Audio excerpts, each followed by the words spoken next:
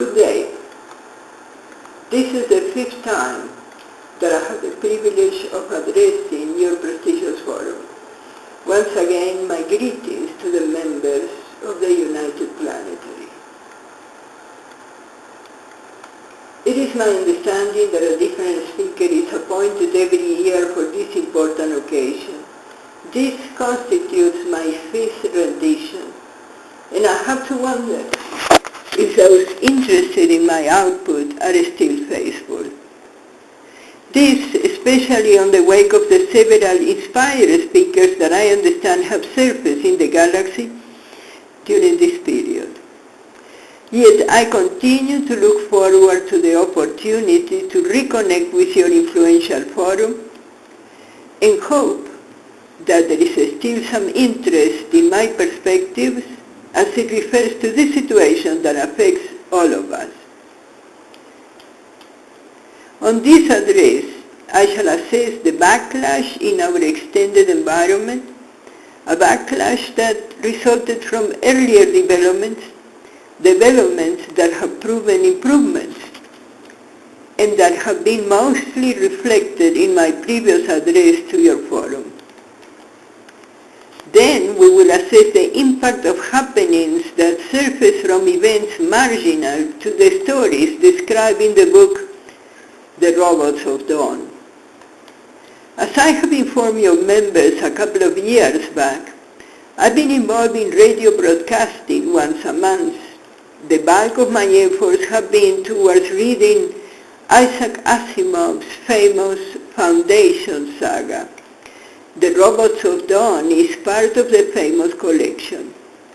I wish to assess the way in which information that has surfaced in this connection have shed a new light in the overall situation that concerns us, as well as the way in which circumstances emerging from this can be quantified as having affected other areas of our sky unnoticed, and the way in which it can be anticipated these circumstances will be exacerbated in the recent future.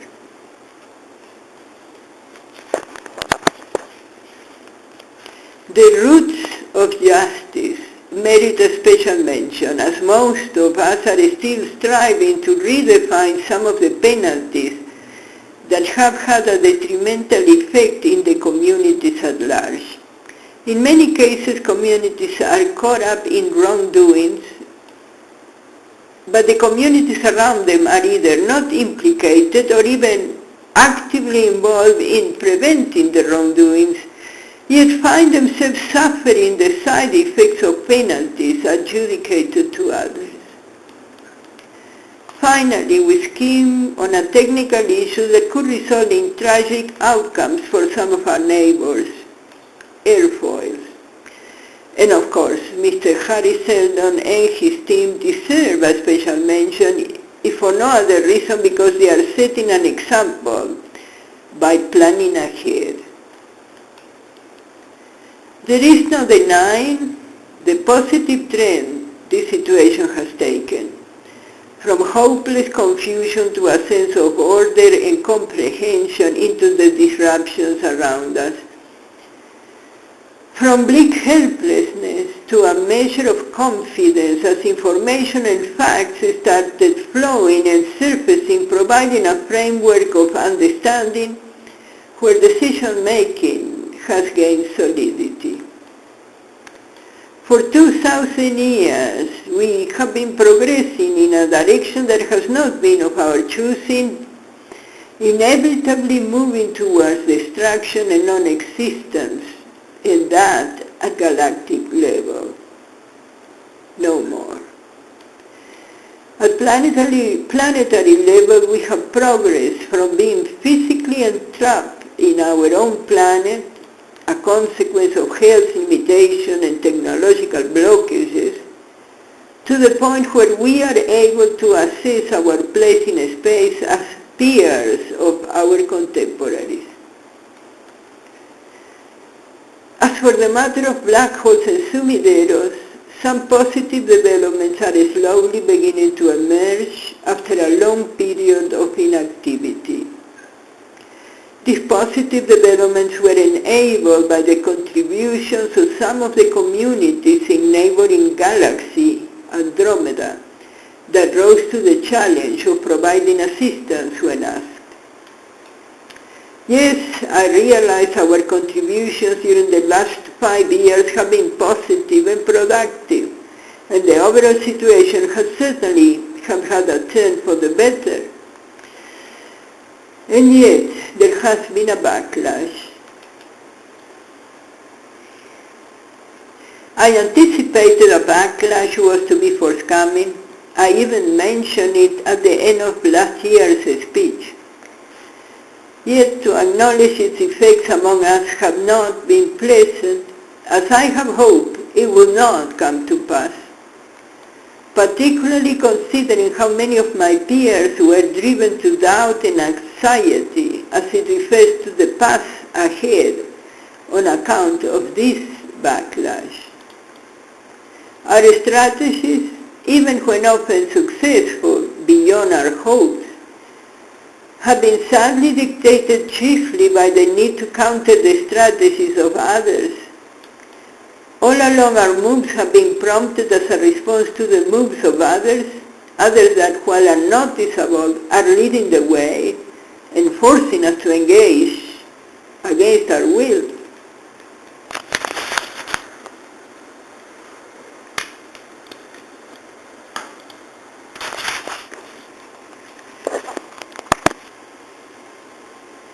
Among other things, there has been a marked concentration of antisocial persons in our areas. I have to wonder whether this is restricted to our communities or whether it affects others. Have other communities in this part of the sky found themselves confronted by a similar escalation of disorderly persons in their neighborhoods and cities? And that being the case, how have they managed to handle the disruptions associated with this? This friendly invasion has caused us pain and inconvenience. Have others been more successful in diffusing the situation? This escalation of troublemaking groups has been frequently accompanied by a degradation of law and order, exemplified by an escalation in the use of arms and by the higher incidence of violent attacks on the members of the communities affected. I myself found that I was no longer able to cross through several areas of the city due to the certainty of an attack. It is fortunate that such a state of affairs has been scaled down, as many of the people in question have been relocated towards areas with less dwellers, but their presence is still noticeable. It has been possible to identify attacks targeting specific layers of society in several key geographical areas of the planet, and this is a separate issue, but it's connected to the overall backlash. These attacks to specific areas of society can be exemplified by the killing of some of our best political, military, and traditional leaders, and often even their families.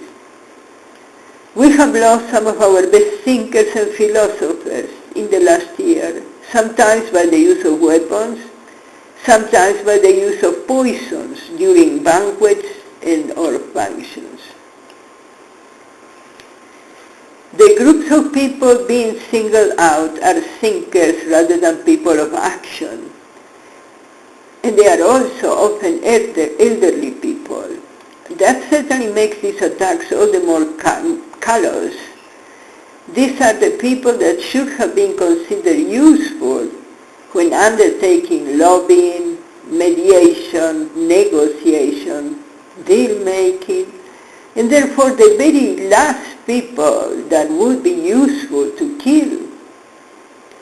It is difficult to think of this as a useful strategy towards political hegemony. Among the losses that have been suffered in this regard, we count former U.S. President B. Obama, whose absence has certainly been noticeable. We wish his family our best during these trying times and look forward to his return when his health allows it.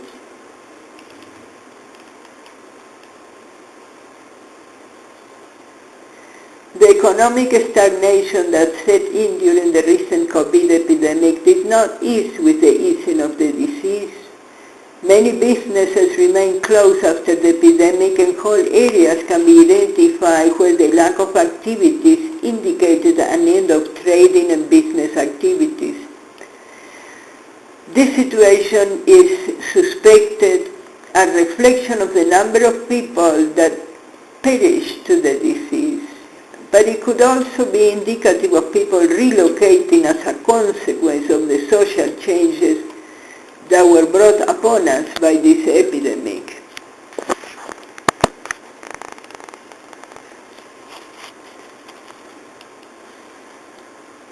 The epidemic has subsided, but the legacy of the disease is still very much with most of us, as we still feel withered and rather easily tired.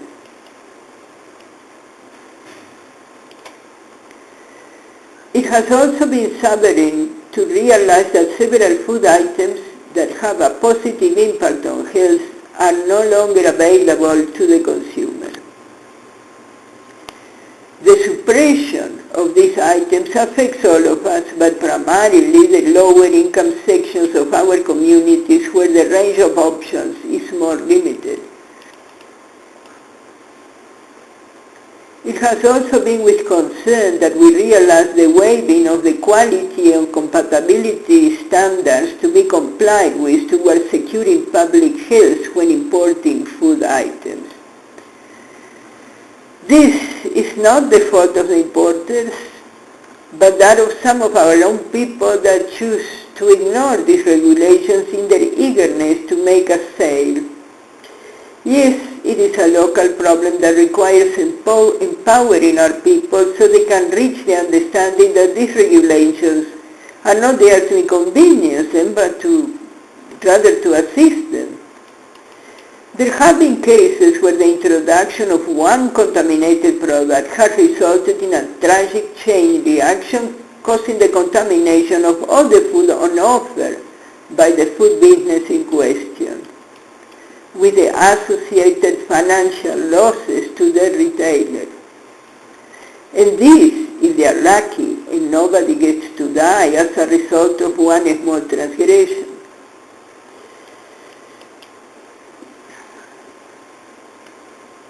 Still another issue. The programs and curriculums that are used to educate our young people have been noticeably shrunk. In some geographical areas and institutions, the reduction of items in the syllabus is drastic. And also in the same area, there have been several instances of libraries being relocated outside the limits of the planet. I'm not informed as to the regulations governing the establishment of libraries. Regulations that apparently are providing a blockage to those communities wishing for the capacity to provide this service to their communities. Still, there is no denying that the misappropriation of library material and infrastructure, and sometimes even library personnel, has been rather unnerving.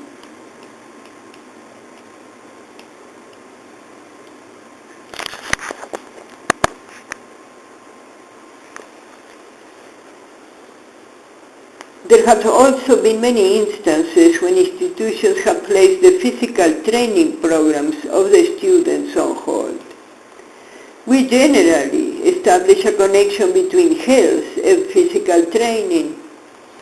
Yet this effort towards cancelling physical training programs has been noticeable for some time.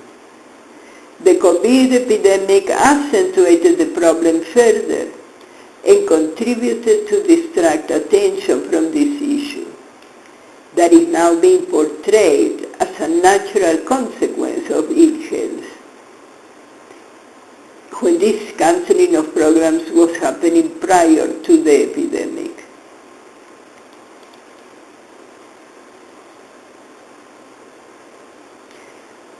Finally, the lowering of ethical values and standards is noticeable even at the most basic levels in educational institutions. It is evident that good practices and respectability are being deliberately undermined and ridiculed. Ethics and standards are being deliberately depressed, and this has been clearly noticeable even in the most prominent communities. The most insensitive tendencies of people are being blatantly stimulated. This is the start of the holiday season, and it is generally a time when people are at their best.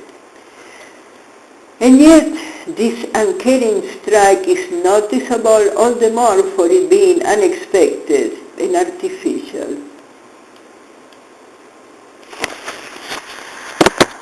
Sorry.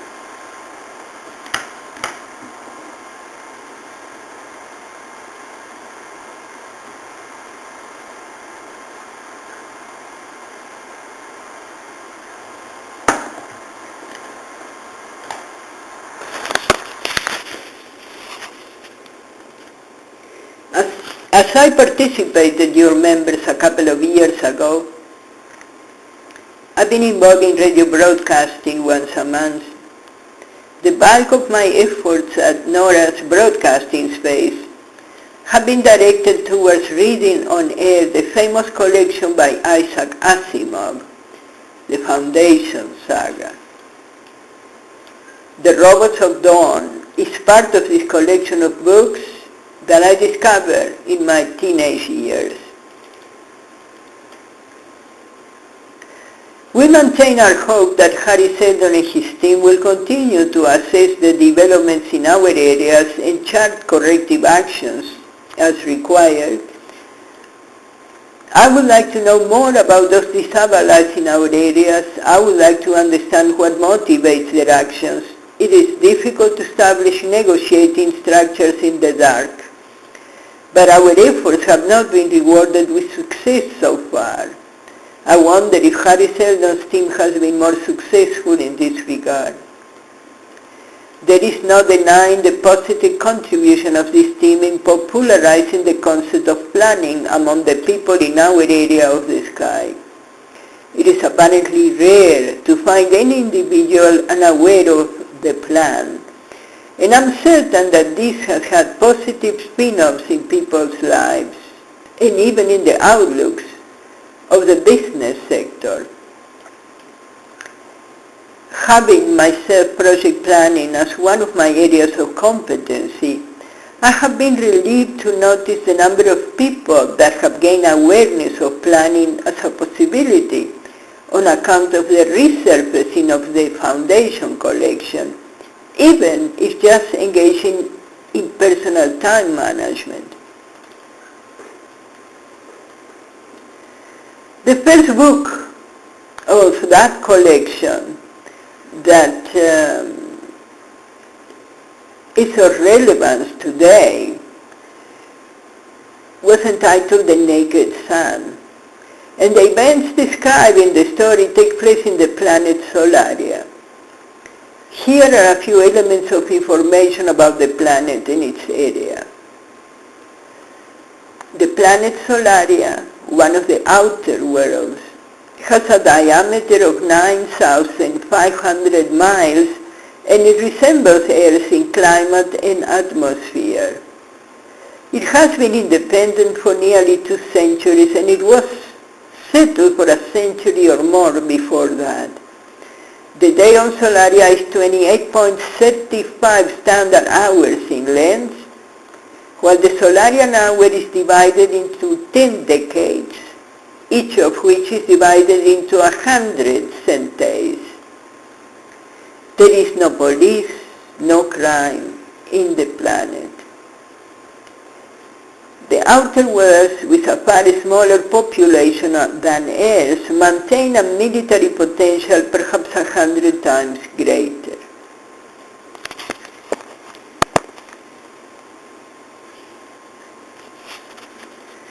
Apparently, at the end of the book, The Naked Sun, Elijah Bali pushed Gladia. It was an involuntary reaction, and he misjudged the intensity of the push, probably as a result of the different gravitational pulls in the planet of Solaria, as opposed to the one on our planet Earth. It has been suggested that it is also possible for someone to have deliberately affected the gravitational control that is kept under the houses in the planet.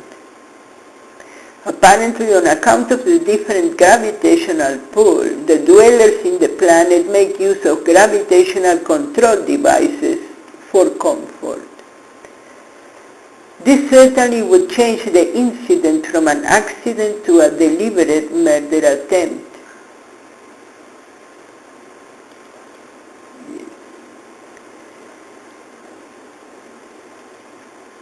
Gravity becomes more, as a concept, becomes more clear when people travel outside the planet. When people even fly, yes, it becomes more obvious.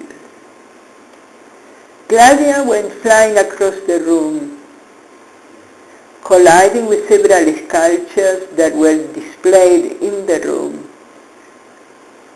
In conveying the story, she explained that her distress at the time was chiefly due to the fact that what looked like sculptures were actually the mummified remains of her relatives. As she was conveying the story, I remember seeing similar sculptures at a local art gallery some time ago. When she mentioned that the sculptures were mummies, I remember the vast collection of heads of the same material that had been featured in a program commemorating the anniversary of the funding of U.S. robots, probably at the Air and Space Technology Museum in the USA. Immediately I asked her whether she was aware that there were these heads in storage by U.S. robots that looked like the sculptures. She was very distressed and relayed to me the story that led to such situation. Apparently, many years ago, her family was following someone that had kidnapped one of their relatives. Jander Panel was the name of the person that at the time was not a robot. The perpetrator had approached her planet and requested safe haven. As they were busy negotiating with the authorities, requesting that we refuse asylum and assist in the return of the hostage, a black ray was noticed across the sky and our moon was hit. The heads in storage at U.S. Robot would have been part of the penalties apportioned to these communities on account of the disruption caused. It has only surfaced now that the black rain question was not released by either of the parties. The identity of the person or persons that hit our moon with that new weapon is still uncertain and under scrutiny, but the presence of an unidentified party to these events is clear, as neither of the others have access to the technology. At the time, communication barriers would have contributed to exacerbate the situation.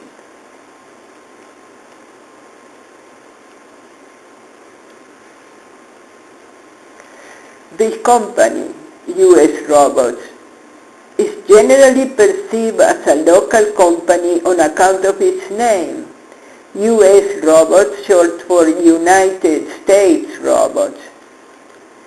In making my research for this entry, I came across several corporations in existence with similar names, which makes the issue rather confusing.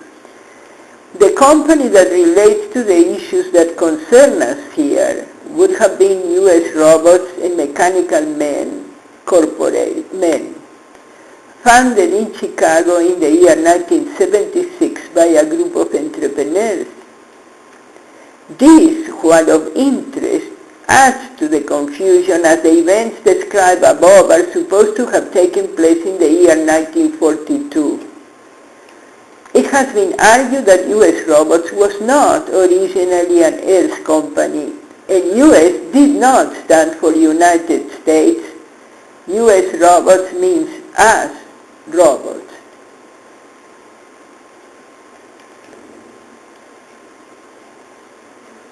Some years ago, I came across a special report on the corporation on occasion of the anniversary of its founding.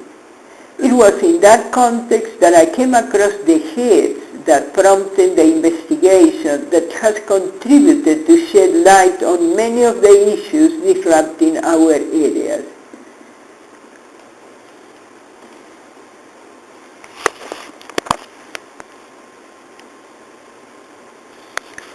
Apparently, part of the penalties related to the moon incident has been the delivery of 26 million individuals, 26 million individuals by the two parties involved, and this, unbeknown to us, is compounded by some of our own nationals.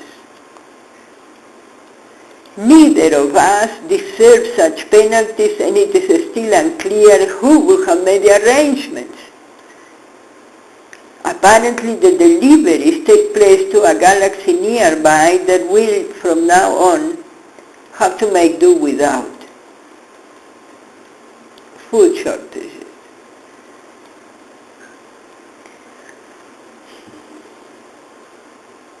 Now, if we retrace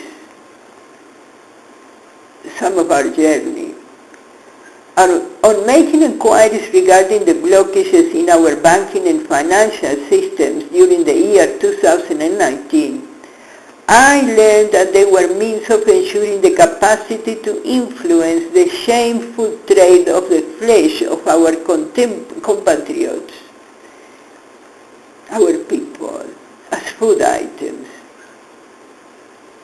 On the strength of that realization, I funded research towards facilitating a changeover in the diet of those buyers, a change towards vegetarian food items. As a result of funding this research, I ended up gaining insights into their difficulties with regard to diet. Our scientific community can boast of some encouraging accomplishments in this matter. We know the species in question lacks the enzymes to process food items besides meat. But since then, we have engaged in specific efforts towards addressing this lack by including items in the diet as a bridge towards greater health. It should be noted that this dietary difficulty was moving the species in question towards extinction.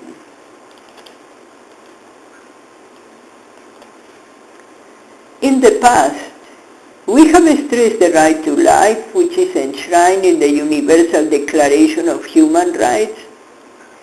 This declaration of rights that we share with others in the sky presumes health and access to healthy food and water as basic in our capacity to take care of ourselves.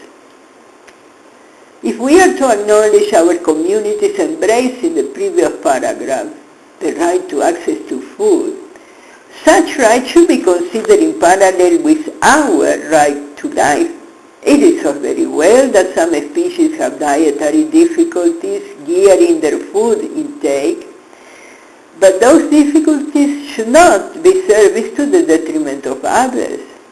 We would consider advising them regarding the growing of food items in their own areas, food items appropriate to their dietary requirements.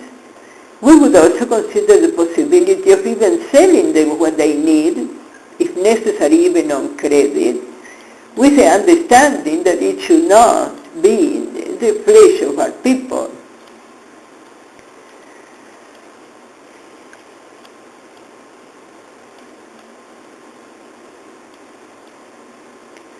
With respect to this situation, it can be anticipated that the areas of the Old Empire and Andromeda, the galaxy next to us, are expected to be the areas most immediately affected. It is important to raise awareness of these impending difficulties regarding food provision into specific areas. Changing people's expectations after many years of having their basic needs met is certainly not going to be an easy task for their leadership. So we need to arm ourselves with some patience. We need to anticipate their difficulties and help our people, especially those in isolated areas, to cope with the situation before it becomes a serious problem. This is a good time to embrace community living, organize neighborhood watches, and even engage in some target practice. Apparently guns are considered traditional weapons, at least in our planet.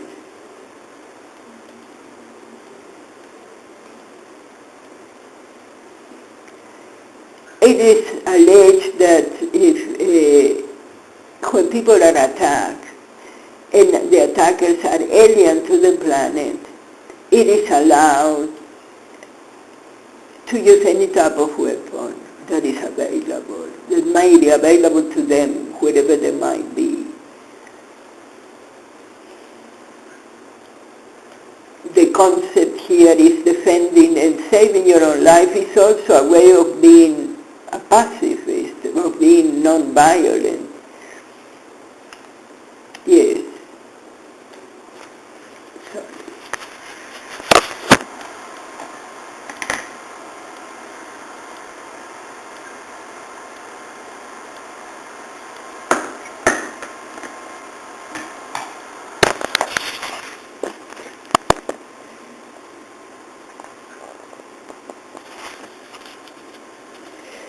In this regard, the recent frequent raids in some areas of the planet for the purpose of abducting some of our species should also be noted.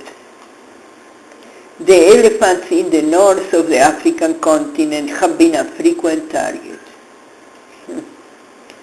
We cherish our people in all their forms and deplore the detestable way in which they are being ripped off the surface of our planet towards uncertain futures.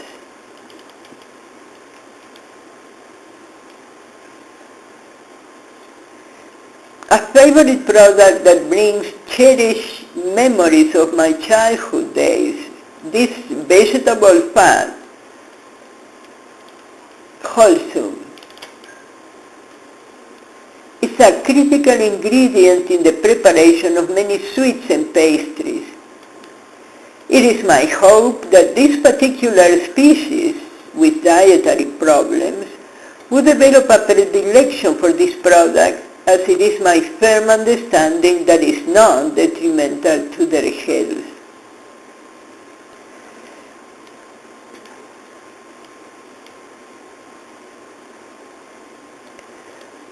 In a different order of things, insect empires are apparently widespread in some areas of our sky, and some of them have had dealings in our planet.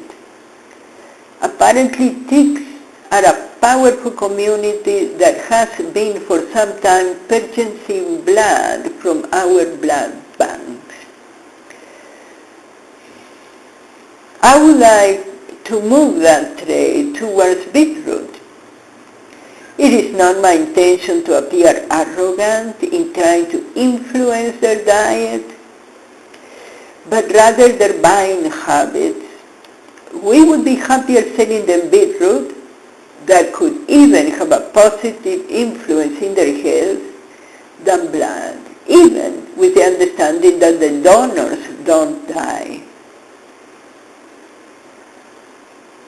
Beetroot is a root, and it can be boiled, prepared in different ways. That's my favorite. I myself consume beetroot, and I boil it until it's soft, and then I drink the water. And it's very invigorating, and I thought they would enjoy it. And we would be happier selling them that. Another order of things. It's been a whole year since our last opportunity to share information. There have been positive developments with regard to black holes and sumideros, and this has been uplifting and confirmed my idea that the greater picture has improved while some of the local perspectives seem more strained, therefore the backlash. Let me start by providing some relevant definitions once again. While a black hole is formed by one star that blows up, a sumidero is the result of many stars destroyed at once. Apparently those trying to deploy processes aimed at neutralizing and healing the black holes and sumideros have been under constant attack for some time. This was mostly noticeable on the major sumidero in our extended area of the sky that was to be found in the constellation of the Mayflower. It has been very frustrating not to be able to do the things that are in need of doing to neutralize and bring that monster of a black hole into manageable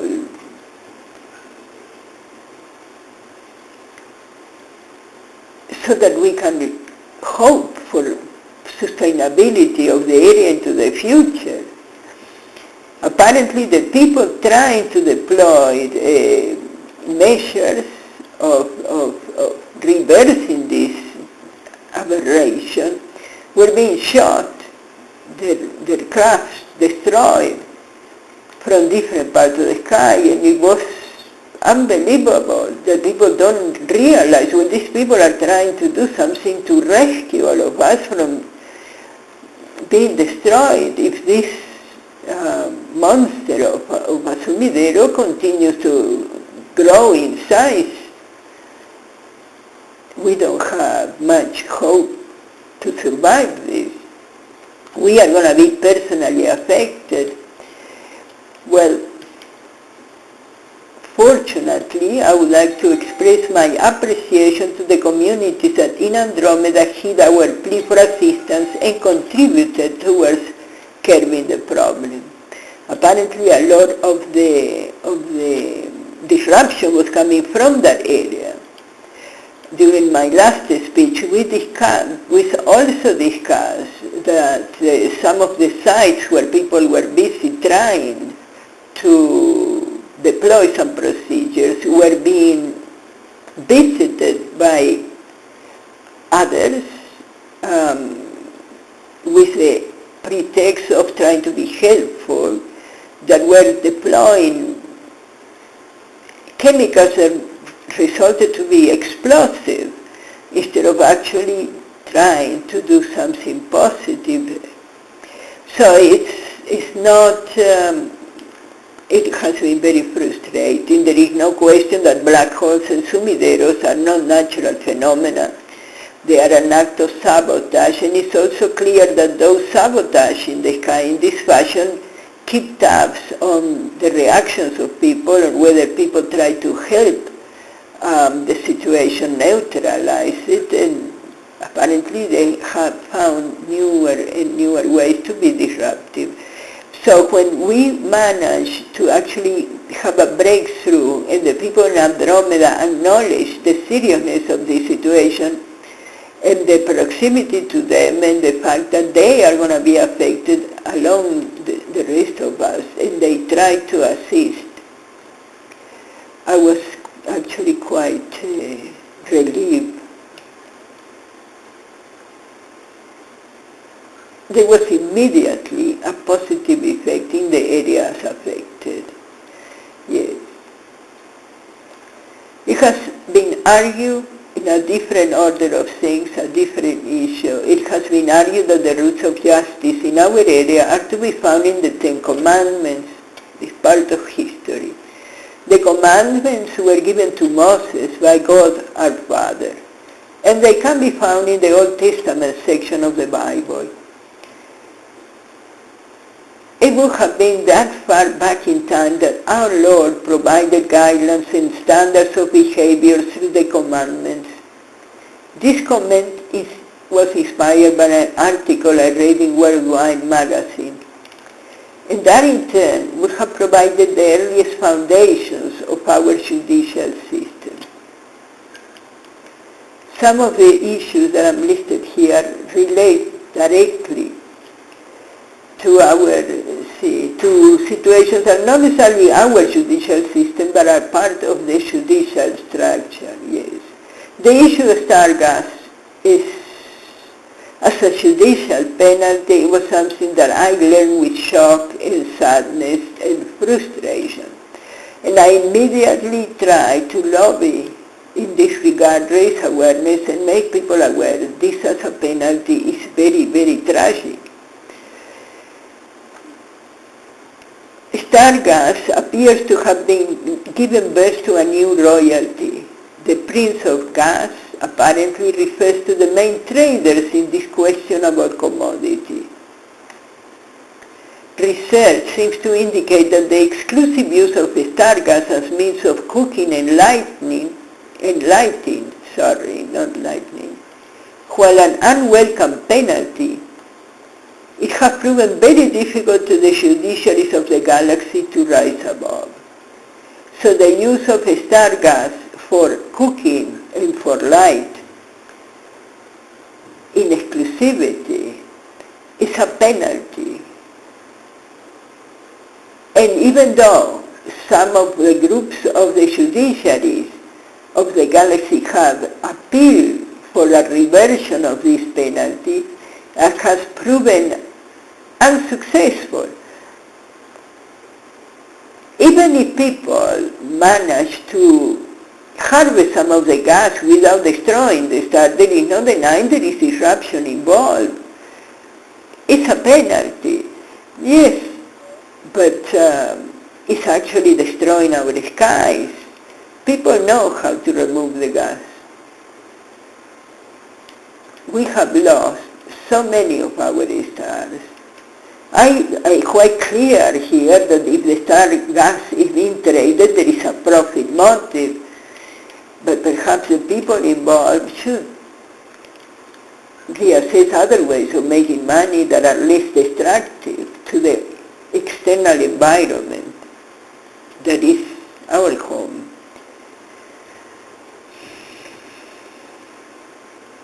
In another order of things, the COVID epidemic continues to be an irritating and expensive issue.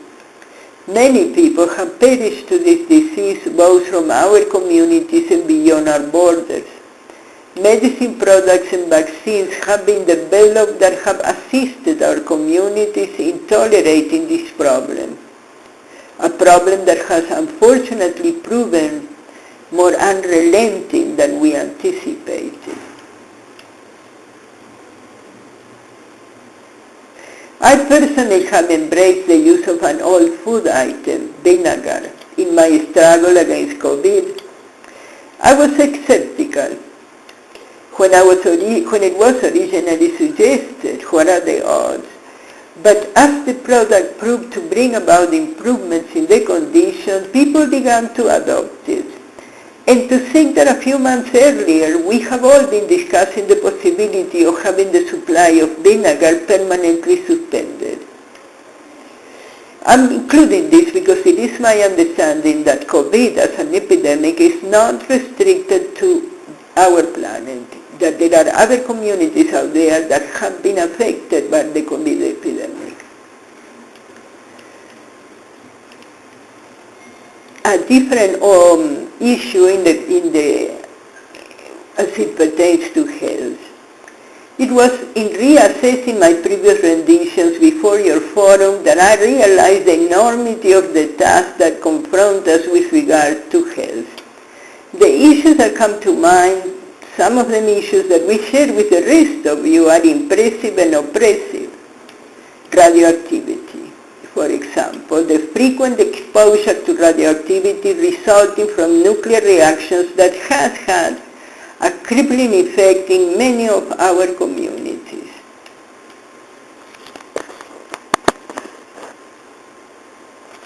Exposure to radioactivity has a deteriorating effect in our collective health. This deteriorating effect is also associated with the loss of our fertility, which often leads to sterility, and this, in some cases, spearheaded the extinction of entire communities. Radioactive material like uranium or plutonium is not highly radioactive until processed. Storage under the oceans or seas contaminated the areas in question and also results in the birth of the most appalling varieties of mutant species as a result of this exposure. Storage in space would not be very practical and presents a serious peril as the material is explosive under certain circumstances. Can you store it near your planet or your star? We have concluded the suggestion of building some silos in concrete and storing the radioactive waste there is the most practical alternative so far that we are aware of. It is expected the silos will crack after some years, which makes the positioning all the more important so the cracks can be expediently repaired until such a time as the radioactive material ceases to be a hazard. And that sometimes can be a few hundred years. But the alternative of not taking care of this is our communities getting sick.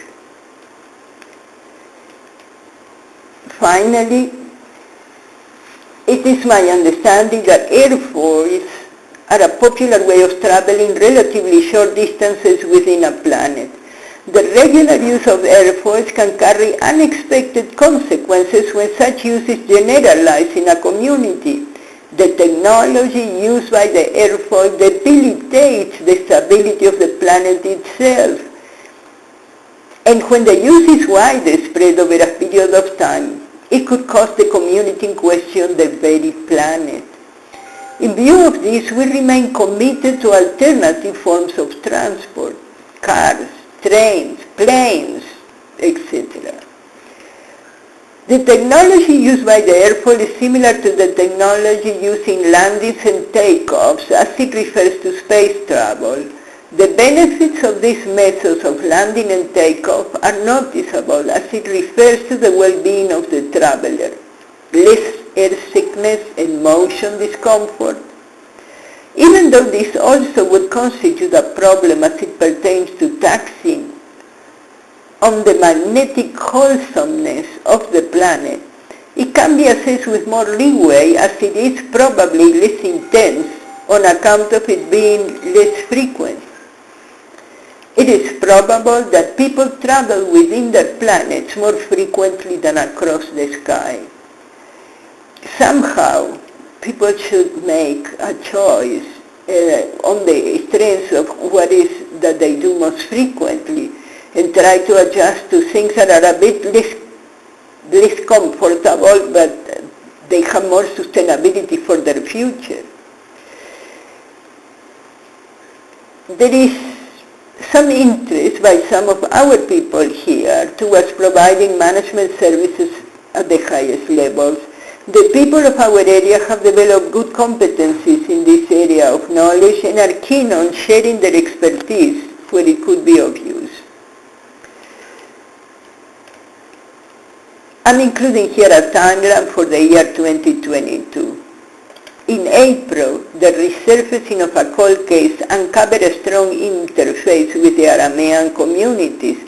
It relates to a murder attempt that ended up in a shark attack at Positos Beach in South America. Also in April, the Matrix visited our area. It was in sharing their strategy to collapse the ninth part of our sky towards neutralizing an alleged disruptive species there that someone directed them to me. I was able to share the information that assisted them to reassess their strategies and redirect their efforts. It surfaced that it would have been a similar strategy, collapsing a section of the sky to neutralize an alien attacker, that resulted in the collapse of the 14th part of our sky. Their assistance has been invaluable, and we are proud to associate with their order.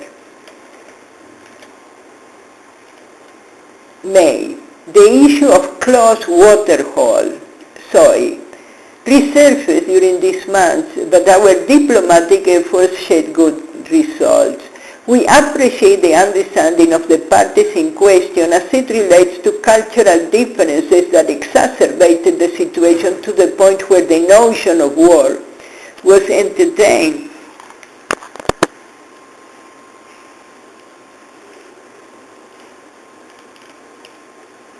Another issue. Some form of infestation of unidentified origins have been detected in the premises neighboring SOI. The area is trying to neutralize this problem and prevent it spreading.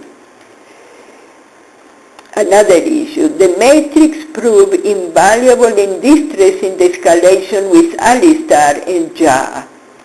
It is noticeable that their contribution assisted in establishing a better rapport with the communities in question. On account of that, it was possible to ascertain a shift in the overall situation. Alistar has actively engaged in cooperation towards distressing the present situation, and the same is true of Ja's community. So our issues, both with Gladia's communities and Janese communities, have been put under a different light because basically the information that has surfaced has helped us to realize we can move. And they have proven cooperative, and we have to actually thank the Matrix contribution. Finally, this month would have been the birth of Sagittarius A, yet one more sumidero to be distressed, located somewhere in the central parts of our galaxy. Apparently, Sagittarius A is the name of the original star, which found itself first a black hole and then a sumidero. June. Large quantities of cocaine find their way into space from our area. We were visited by representatives representatives of law enforcement agencies from space trying to actualize the records as it relates to this drug from our local experts.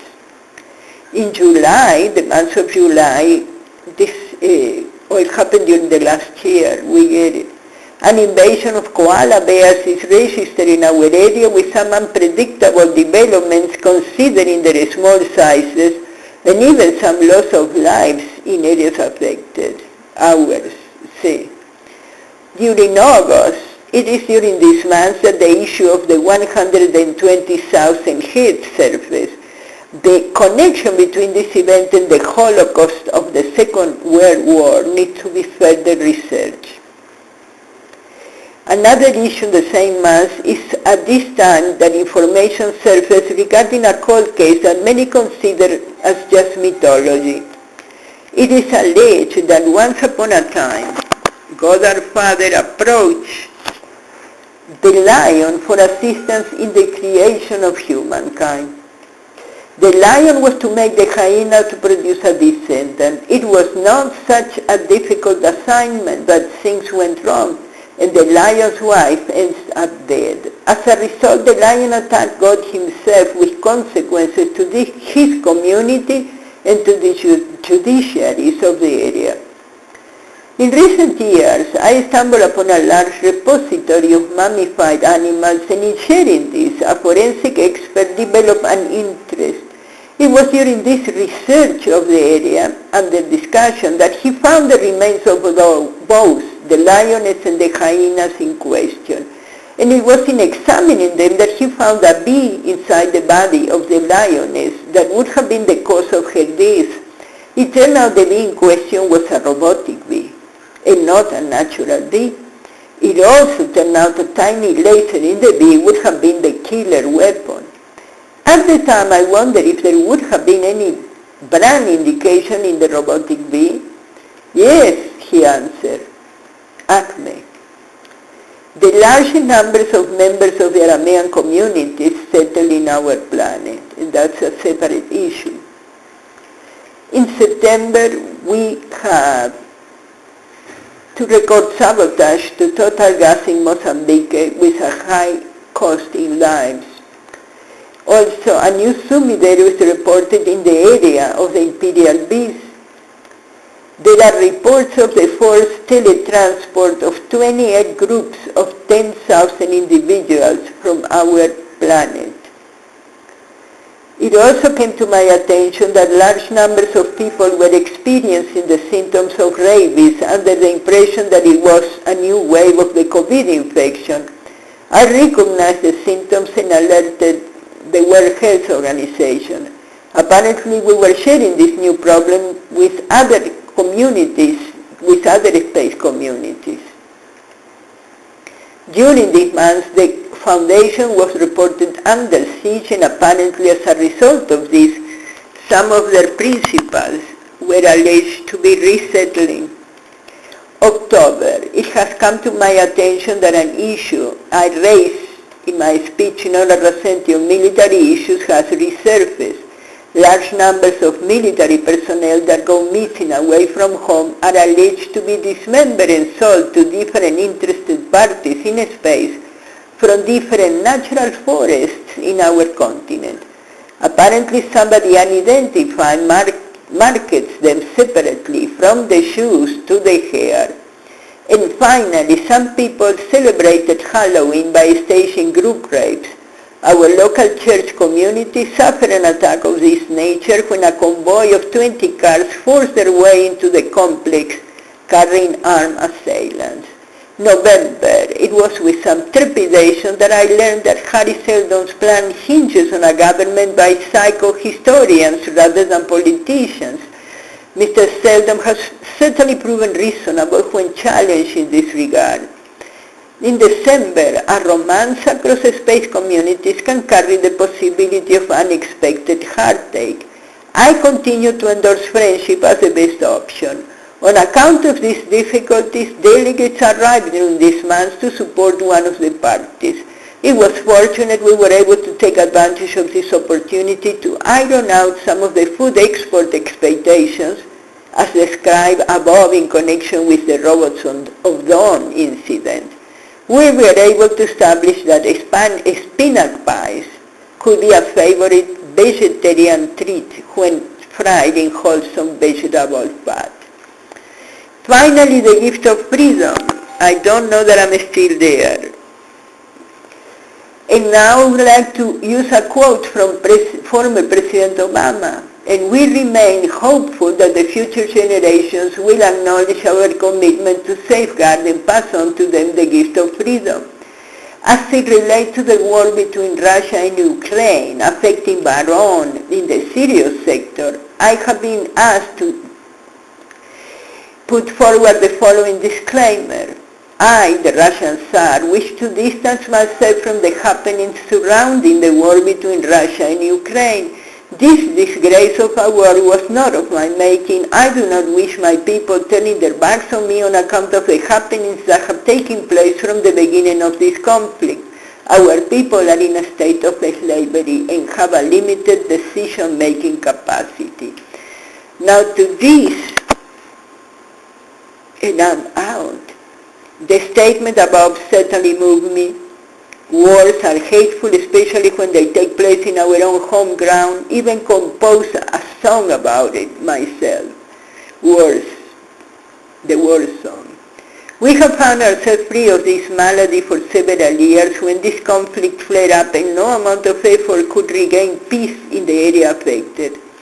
It merits highlighting the statement of the party to the conflict that brought forward the plight of their community that finds itself in a state of diminished capacity, with a set of rights that is curtailed and the detrimental effect this in their decision-making capacity. Our judiciary has engaged in this regard with mixed success, and we look forward to the point when all in the planet can reconnect with their full sets of rights and the galaxy. Conclusion. Our home is in peril. Since the time of my previous rendition, we have had at least a couple of invasions.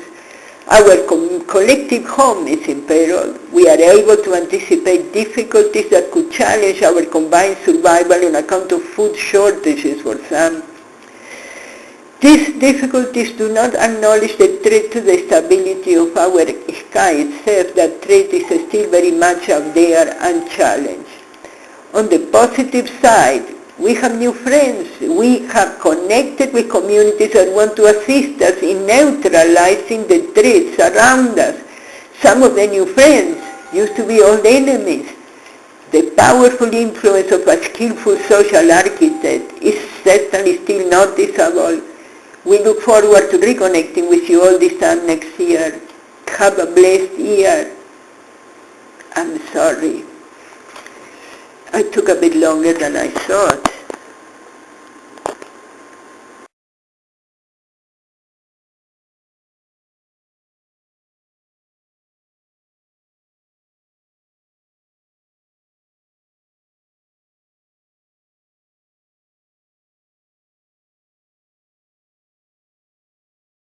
The Milky Way, beautiful jewel, was so full of stars, like milk spin in the sky, whose wings roving are stars, whose trying to destroy our sky.